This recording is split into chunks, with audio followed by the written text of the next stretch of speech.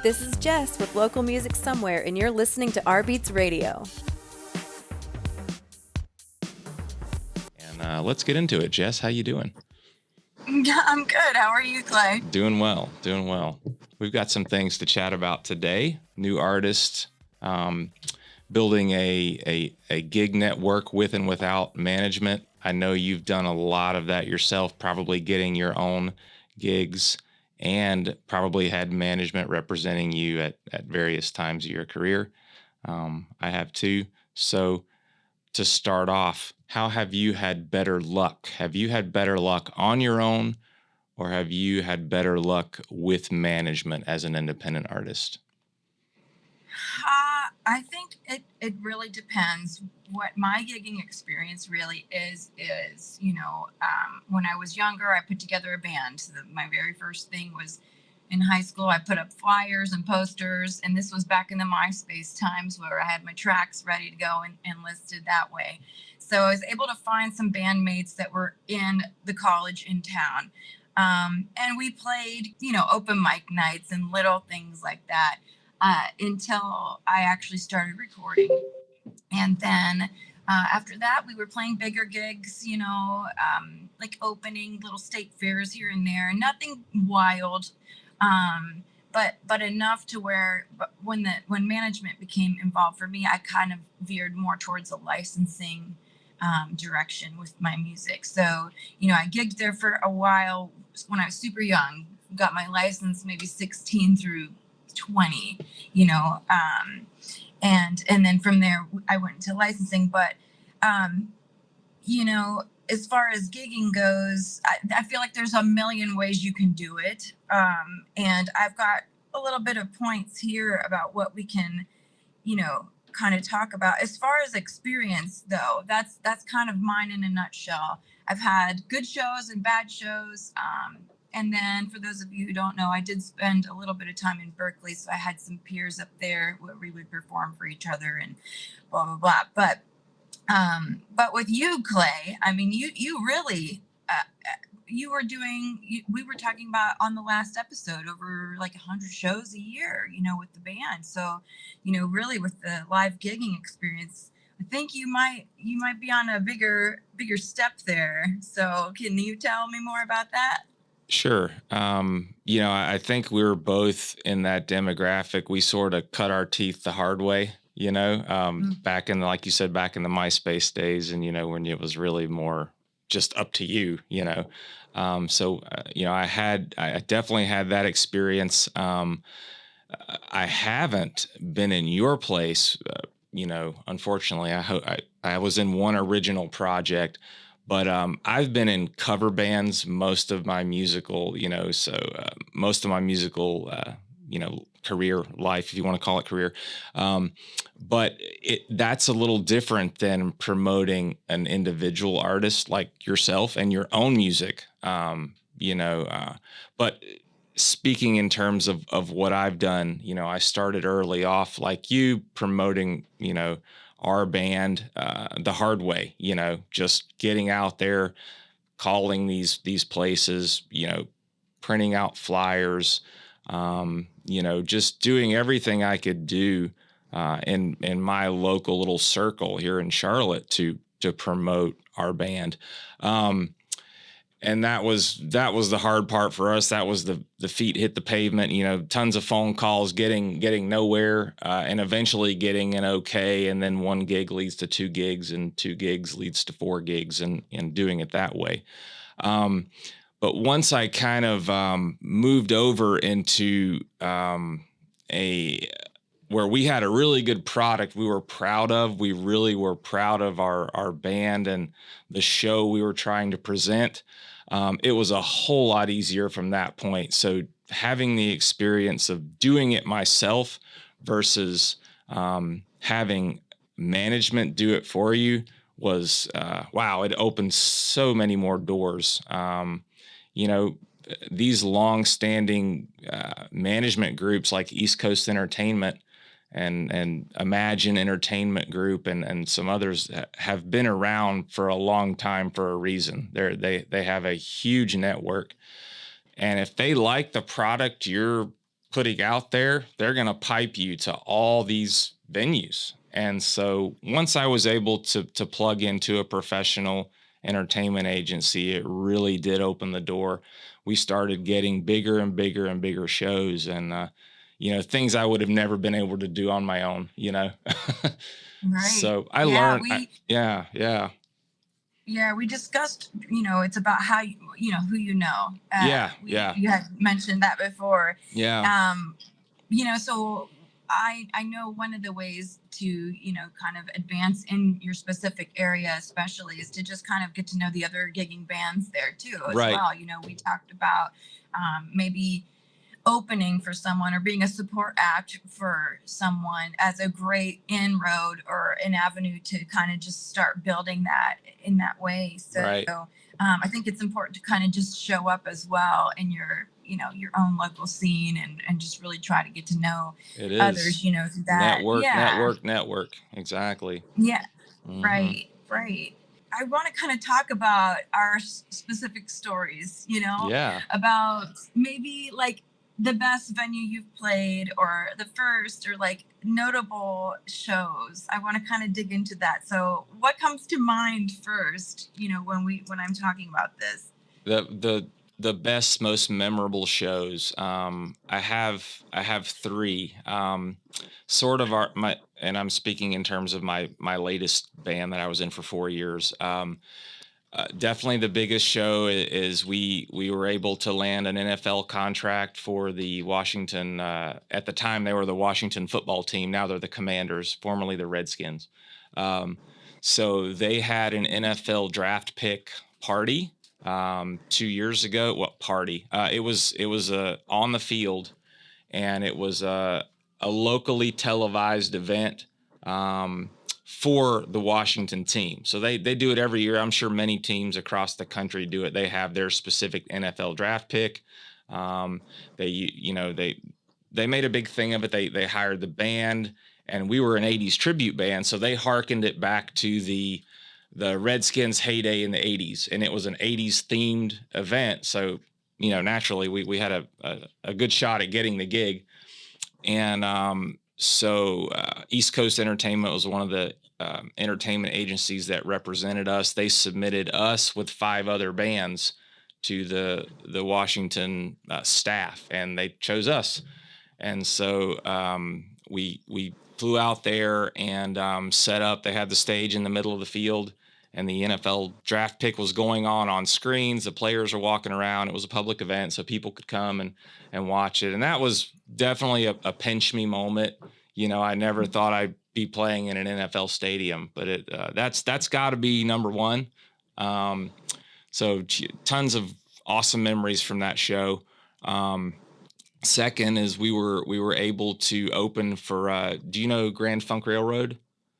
Yeah. Yeah, we opened for Grand Funk Railroad about a year and a half ago, and just a super memorable show.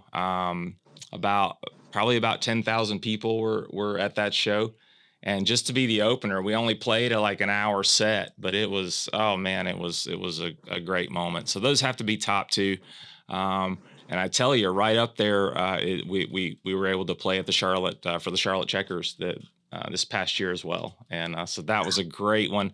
Obviously there's a special place in my heart for sporting venues, being a former athlete, and that was just pie in the sky for me. I was over the moon to play, anywhere in the realm of a sporting event, with music, and combine those two. It is just a pinch me moment for me. So those have to be my top three.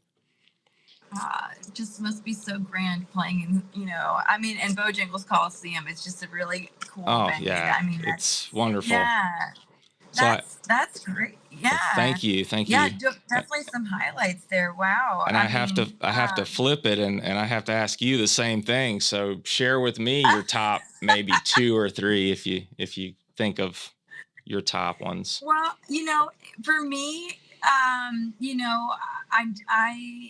played a bit with a friend at the time, Derek Daisy, and we would, change frontmen in the band. So we were kind of like 2 bands in one, kind of on the road, and we would just kind of switch the fronts because we both had projects out at the time. And but you know, as far as big shows or anything, I have memorable shows that are more maybe just like unexpected events. Yeah. We had this one gig, and it was a bigger gig, and you know, they had a backline provided, which, you know, isn't always, sometimes you just don't know what you're gonna get with where Right. you're at. Yeah. And you know, we're used to bringing like a kit and a lot of our own things. And so on this gig, we were in the middle of our very fastest song, okay, and it was going and going, and the kick pedal just completely breaks off, the Oh, one that's no. provided there. Oh, And so our wow. drummer's having to literally kick with his foot just to try to get through the song, kicking the bass drum. Same song. It was like semi-windy out, I guess, and we had two guitarists where one was becoming detuned somehow, and two strings popping, all in the same song. No. Wow. All in the same song. There was a cable to the keyboard that was shorting. It was like the most You know, don't like forget an those ones. You don't No, forget I those at know. all. You know, we have these great, you know, shows, and then there's shows like that where Yeah, just yeah, like, yeah. and you end up just looking at each other like, all right, we're going with this, like We're just nothing getting else. through it. Yeah, survival mode, you know. I definitely have had, I can't top that one, but I've had a few faux pas during a show, but you had like 3 things working against you. That's tough. I know. That's We bring tough. it up to this day that it was like the most cursed show that we ever did. But you know, things happen. Yeah, And yeah. and to be able to recover, you know, that's the whole other thing about gigging, you know. I mean, I know that most musicians have nerves on some level, you know. And I don't know how different it is with like covers versus originals too. I imagine there might be even a difference with being in a band versus being a solo artist. Yeah. You know, I know that there are a lot of musicians that say, "Oh my gosh, if I had to be by myself, that would be like way more terrifying than just, Mhm. you know, being guitar player or whatever." You know, so I find that to be really interesting as far as, you know, where you belong as far as your group, you know. Yeah. But yeah, so crazy gigs, you know, and sound people too. You know, there's a lot of variation in terms of, you know, what you're gonna get sound wise. Yeah, they can Um, absolutely make you or break you. You know, we've had yeah, some just phenomenal sound people, and then we've had some that just, you know, barely got us through the gig. They just weren't maybe super experienced, or their gear was failing, or something. And so you really never know what you're going to get, you know, unless you have a dedicated sound person, which honestly we probably should have. We played well over 100 shows a year, and it was which sound guy is available to do this gig. Oh, our top 2's not available. We got to reach out to someone new and try to get sound covered for this gig. And it could be stressful. So yeah, you never know what you're going to get. Some bands run their own sound, and I've been in bands that do that, and we had our own PA. But this, my latest project, it was a 6-piece band, and the sound, you know, gear we would have needed to run a 6-piece band is quite a lot. So we just ended up hiring sound, and it was just simpler to do that. But yeah, sound can make you or break you for sure. yeah, yeah. And I guess just, you know, even working through those things on the fly on stage is just super important. Oh I mean, yeah. for your audience, because at the end of the day, it's a show. You know, the audience doesn't really, I don't know if they necessarily care about our problems, you know, Yeah. that we're going through. I mean, you can turn it into anything you like depending on which type of performer you are. But Yeah. That's the you know, one I find, thing, and I want to ask you this because I like to ask every performer this. The biggest challenge for me is getting out of my own head and just performing. Like if there's something going wrong, it's in my mind, and I'm trying to sing and play and perform, but this thing is bugging the daylights out of me. And how do you get out of your own head as a performer and not worry about what's going on, or what you wish you could change right then, but you cannot change it because you're in the middle of a song.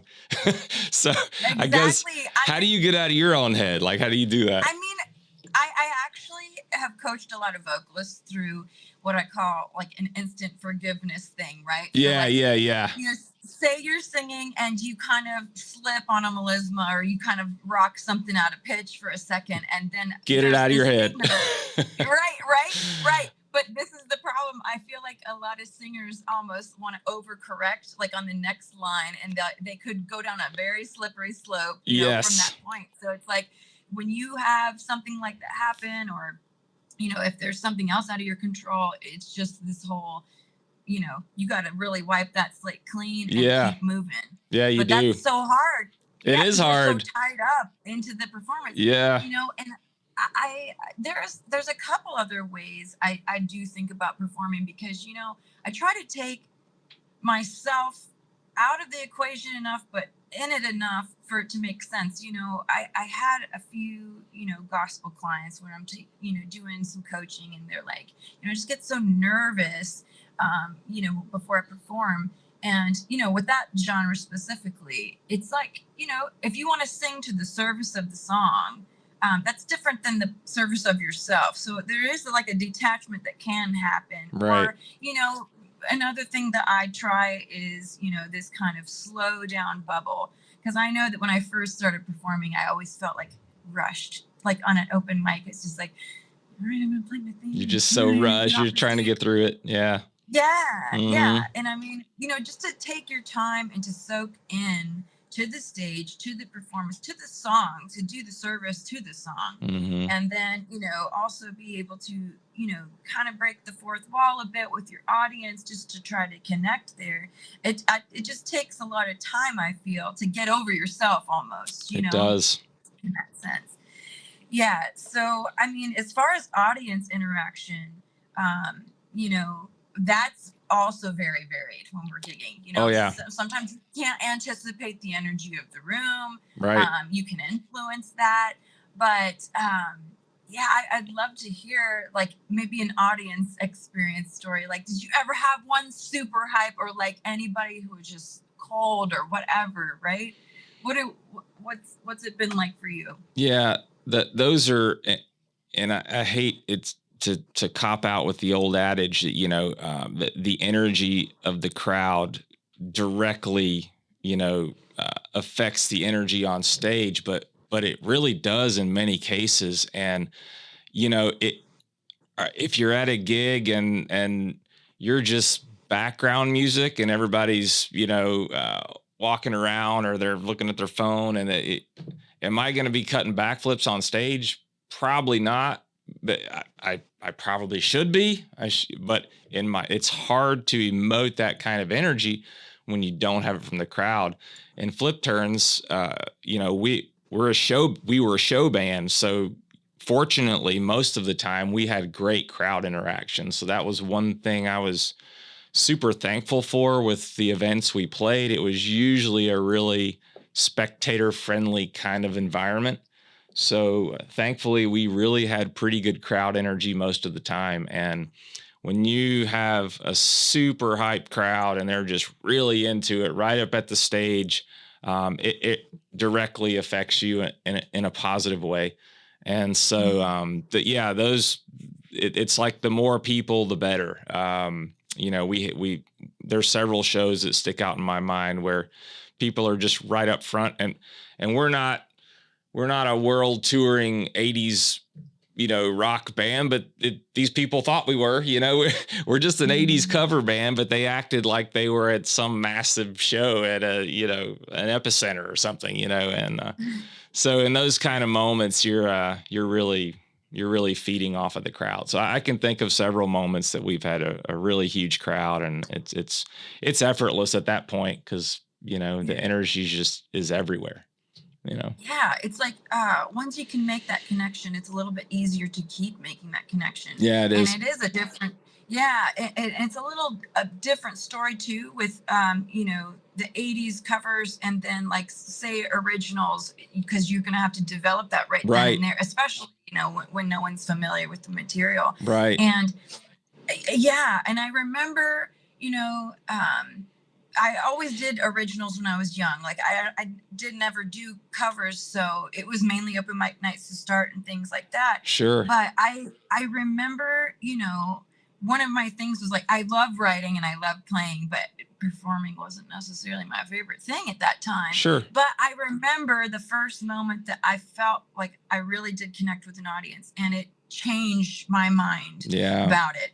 It was a specific song. It happened after something in my life, that was sad. And I just, I didn't really try, but something happened within the performance to where when I finished it and I looked up and the crowd was just like, there were tears. And I said, I did that. Like, Awesome. we had that together. Yeah. And like, once I felt that that was possible and that there wasn't such a stark plane between us, it's like, I was able to melt more into like the thought of performing and connecting. And I think it just takes time to curate that, depending on the material. But it's a very interesting, ride and maybe social experiment. You get to learn a lot that way. Pre-show rituals. I know people have them, right? Especially instruments, we're warming up, the vocalists, we're doing our special concoction of steam and eucalyptus oil, right. Whatever it is, right? Is there something that you feel like you've got to do and get in order before a show? Yeah. And that's changed over the years a little bit. I think in the beginning, as I was more, I guess, maybe a little more nervous when I hadn't been on stage as much.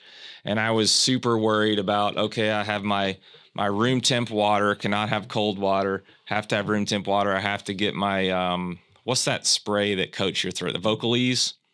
I have to always have that on the ready. And I've got to do all these things. And I kept, and as a singer, you keep a little squirt bottle of that stuff. But I think I've kind of put some of that stuff away. And, as long as I have some water and I have a few minutes to warm up, both vocally and my fingers for my guitar playing, as long as I have a few minutes and I'm not dehydrated, I'm pretty good to go. I think I was really just on edge to begin with, but I think you develop confidence in knowing what you can and can't do. And, so is that stuff important? Yeah. Would I like a cup of hot tea before every performance? Sure, but it's not always available. And I try not to get hung up on the things and just focus on, performing. So yeah. How about you? Yeah. I've had to carry, a bottle of honey on stage before. Sure. Sure. Yeah. Yeah. Say you're under the weather and you got to just take a shot of that between, songs. It's just to get you through. But, yeah. But the whole mental space beforehand, I'm a person that believes in, routine and ritual as far as getting your head straight for specific things, at certain times. And right. So I know it's definitely different for everyone, but like you say, when you start doing it so much, it just becomes intuitive and you're not really having to dedicate like that. Yeah. So, and I think it comes back to having fun. There were certain stages of my journey I was just not having fun, and it just really didn't come through in the music. And it's you got to be believable and relatable. And if you're not really excited about being up there, you're not having fun, that's not, that's going to come through to the audience. If you are having fun and you are engaged, that's going to come through to the audience. So I really try to just be selective about what I do now. And is this something I really want to do? And if it is, then I'm going to have fun with it, and that's going to carry over, so that's pretty big for me now. Moving away from my cover band was a tough thing, but it was the right time for me to step away. So the band I'm putting together now is, first off, I asked myself, is this going to be fun? And heck yeah, it's going to be fun. I've linked back up with one of my best longtime buddies. He's just an outrageous guitar player, amazing guitarist. And he and I have been in other bands together. We've done a lot of acoustic duo work.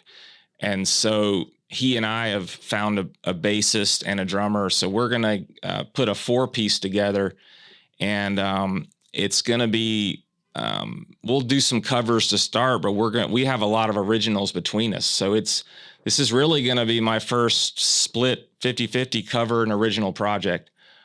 So I'm super excited about it. And anyway, all that rambling to say, it's fun, and I only want to do musical projects that are fun for me right now. And I'm a firm believer, if any one of us does that and we're having fun with what we're doing, it's going to come through in the music. Yeah, totally agree. Yeah. Well, on that note, do we feel like we've got anything else that we need to tell our listeners as far as do's and don'ts of gigging? Or Yeah, we talked the other day about new artists. No matter where they are, how do they get momentum? How do they do that? And I think there's a certain amount that comes along with cutting your teeth and trying to do it yourself. You should, you shouldn't be dependent on someone to get you out there. Does it help? Absolutely. Once you have some things together that you can present to some kind of management company who reps bands and artists, that's great. Do that, but try it on your own too. We're in the age of social media mecca, so you can get your stuff out there. So start small. Don't get overwhelmed. That's my advice to any, and focus on one project at a time. And that one project is one song, and just, getting something that you're really proud of and passionate about, and then putting it out there. Try it yourself before you kind of depend on someone else to put it out for you. So start small. That's my advice to new artists. Well said. Totally agree. Well, thank everyone for listening today. This was Local Music Somewhere. We had Jason Clay on. I'm Jess with rBeatz, and we will catch you next time. Absolutely, guys. Thanks for joining in. Thanks as always for tuning into rBeatz Radio. Search for more local music somewhere on rbeatz.com and follow our social media for highlighted artists as we travel with #LocalMusicSomewhere.